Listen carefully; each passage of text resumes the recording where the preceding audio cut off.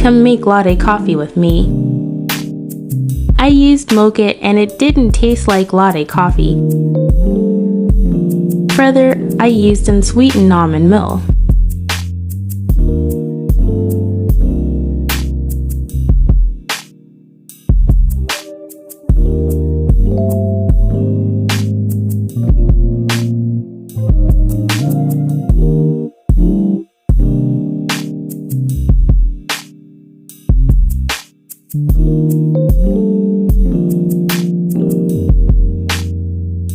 This cup was too small and I forgot to use a different cup, it overflowed. Making a double shot.